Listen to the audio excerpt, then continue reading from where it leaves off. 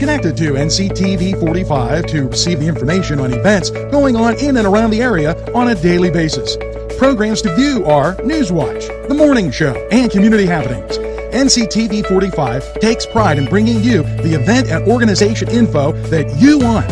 NCTV45 is the #1 media source locally. NCTV45, anytime on your time. Hi, this is Hugh Coryea from NCTV45 News, the veterans news here. Today I have Danielle Downings. Welcome to the show today, Danielle. Hey, thank you for having me. We know you're in the military. Why did you join the military? My story is probably a little unique. My family wasn't very military. My younger brother had joined the service a couple years prior. I had went into a recruiter's office. Weather was a little gloomy outside, and I always passed the recruiting building, and I thought, hey, maybe I'm going to stop here. No anticipation, no idea. Just walked in, and the first branch door to my left when I walked in was the Army, and it just kind of spiraled from there, and 12 days later I was getting yelled at. How old was you when you joined? I was 21. 21. Where'd you go to basic training at? I did my basic training at Fort Jackson, South Carolina. And how long was basic back then? I always ask because they change things. Some are 13, some was 9. I went through 8 weeks of basic training. My basic training was also 8 weeks. 8 weeks, okay. Yes. What was your MOS? My MOS initially, because I had no idea what I wanted to do, my recruiter's superior picked it, which was administrative. I was real bright and could communicate well with other people already at that point. So just administrative to start. Where did you go to schooling for that at? I also did that at Fort Jackson, South Carolina. They gave me an option to go to Fort Lee, Virginia, but that being in January, it was a little too cold, so I picked to stay down south. Okay. What did your military experience teach you? There's a lot of things it taught me. It actually, in a sense, taught me how to somewhat be more chill and relaxed and actually procrastinate a little bit. It's kind of ironic because I grew up with a few OCD tendencies. So things that I didn't think really mattered as much anymore. Like in the past, I wasn't able to leave my laundry in the washer or in the dryer and go shopping. I had to make sure it was done and taken care of before I left the house. And after I joined the service and came home, it's like, oh, well, that doesn't really matter that much anymore. There's bigger problems in the world, and not take life actually as serious. And I know for a lot of other people, they became more structured and in that sense. So for me, it was a little bit different, but it taught me more friendships, just how to communicate more with people, work hard, be motivated, be dedicated, just really strive to move forward and find out what's important. And I don't know what else. All right, how does your experience apply to your job and your life today? I would say there are times you have to be serious. It's a serious career. Early on, actually, I was taught from a coach. I played sports. He always said, practice how you play. I did use that in the military, and I was also taught that in the military as well. They use kind of the same motto, practice how you play. So when you go to do things, just repetition, just making sure you're capable of doing the job that you're asked to do. So using that in my life today, I am a police officer, and every situation can be different, but it can also be the same, or it's the same, but it can be different. Like, oh, okay, I have a traffic stop for speeding. Okay, well, it's a different day, it's a different time, it's a different person. It could be the same person, but maybe they're in a different mood. So just following what you've learned, and you just practice. You train, you take courses, and that's all those things we did in the military. You train, practice. Learn. You go, like I said, lots of classes, lots of courses, and that just prepares you to be educated, do the best you can, be the best at what you do. Mm-hmm. How long you been a police officer? I've been a police officer up here in Mercer County for 5 years now, almost Okay. 6 years. Do you like being a police officer?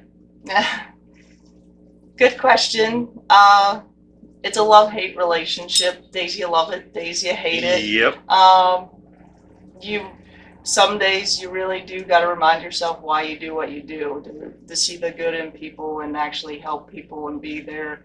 And obviously, without getting into too many details, actually having to deal with some criminals sometime, and dealing with those situations appropriately. Yep. Now, would you encourage the younger kids today to join the military? I think so. Overall, I would. I think you really have to ask them maybe why they would have to join just in our society today. I mean, there's benefits out there that are, for schooling, to get educated and to pursue a career, and to kind of be a little one-up on society, to pursue your dreams, to be able to support a family and move forward. And yeah, I think so, though, in structure and the people you get to meet, the stories you get to hear, the traveling that you get to do, it really does make you more of a well-rounded person. So Yeah, like when I was younger, I used to work for a body shop, and we used to wash the police cars up here at the old city building. okay. And we had his name was Lieutenant Malley, and he took me underneath his wing because I was a fighter in school, and Okay. he really took me underneath his wing. And when I joined the military, I joined the Navy, Okay. and he really was all excited and that. And then when I come home from basic, I was a hometown recruiter. Mhm. So I used to have to go up to the police station and get the reports, the Okay. the criminal background check. So he used to, he was all excited for me, took me underneath his wing. That's good. Yeah, that would be another big reason why to join. I mean, it's just a positive, structured influence on young adults. And, if they're really not sure what they want to do in life, I mean, hey, why not be in an environment where you really can't get in any kind of trouble? But you can always come wash my cruiser anytime. Yeah. How long was you in the Army? Almost 14 years now. October will be 14 years. Now you're in the reserves or the guards or? I'm in the reserves. Reserves, now. okay. Yes. Now, are you planning on staying for, what is it, 1 year for every 2, being in the reserves or the guards? Ain't there like a?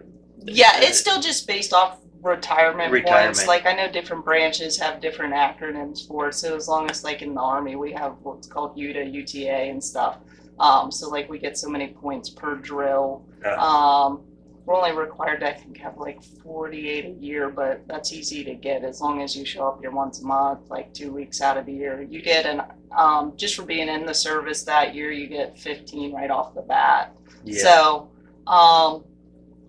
it really all depends, like, and then like I have a little bit of active duty time. So I feel as a reservist, like I'm already with my active duty time, I have just as many, if not more points than a 20-year reservist. Oh, okay. At this point, so. Have you ever been out of the country, or you always been stateside? I've always been stateside. I was mobilized stateside. I had a specific mission down at Fort Benning, Georgia, for a little over a year at one point. Okay. Is there anything else you'd like to share with us on today's show? I don't know. You asked the questions. Well, that's all the questions I got for today. Yeah, I think I don't know. Overall, I mean,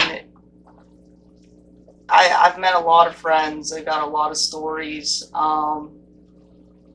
You know, you have different jobs. I didn't just do the administrative job. I've done a lot with like trucks and logistics and combatives and all sorts of different things. So just because you have one job, first and foremost, you're an 11 Bravo, which is an infantry, you know, for the Army. I know everybody has their different, you know, titles and stuff for that. But so you have to be able to do your skills and just be a soldier, show up first, and yeah. Okay. Well, I'd like to thank Danielle for show today. I want to give a shout out to some of the businesses that let us put the Vietnam Agent Orange Veterans Jar in today. We have Grammy's Bakery, Two Fat Guys in an Oven, J&M Mini Mart, and the Cheese House. So I want to give a big shout out to these guys for letting us put our donation jars out there for the Vietnam Agent Orange. We got some fundraisers coming up. Rodardo's is Tuesday, May 17th. 4 p.m. to 9 p.m. That's for the Vietnam Agent Orange Veterans Project, and they're nice enough to give us 10% of their sales that day. And also on June 4th, we have the Durrells coming in at Sons of Italy. That's from 6 to 9. The tickets are $10. And also that day, you can get additional dinner there if you want to join us. And also we're having to-go dinners that day too, from 11 to 4. So you can reach out to me at 724-651-6747. This is Hugh Coryea from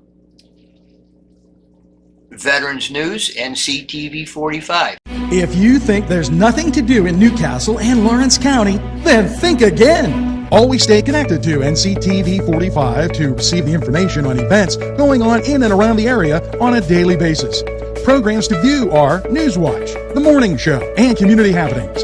NCTV45 takes pride in bringing you the event and organization info that you want. NCTV45 is the #1 media source locally. NCTV45, anytime on your time.